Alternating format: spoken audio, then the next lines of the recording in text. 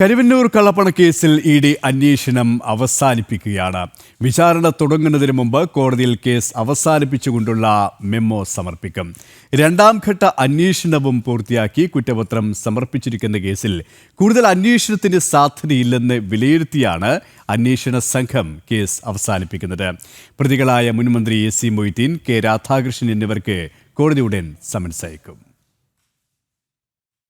2 ഘട്ടങ്ങളിലായി നടത്തിയ അന്വേഷണത്തിൽ മുഴുവൻ രേഖകൾ ശേഖരിക്കാനും തട്ടിപ്പിൽ നേരിട്ടും അല്ലാതെയും ഉൾപ്പെട്ടവരുടെ പങ്കാളിത്തം വെളിച്ചത്തു കൊണ്ടുവരാനും ഇഡിക്ക് കഴിഞ്ഞിരുന്നു.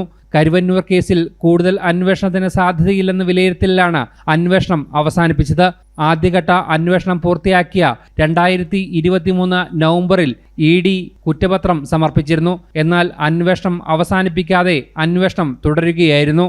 ഈ അന്വേഷണത്തിലായിരുന്നു കള്ളപ്പണത്തിന്റെ പങ്ക് CPM സംഭാവനയായി കൈപ്പറ്റിയതിന്റെയും അനധികൃത ലോണുകൾ അനുവദിക്കാൻ പാർട്ടി നേതാക്കൾ ഇടപെട്ടതിന്റെ വിവരങ്ങളും ലഭിച്ചത്.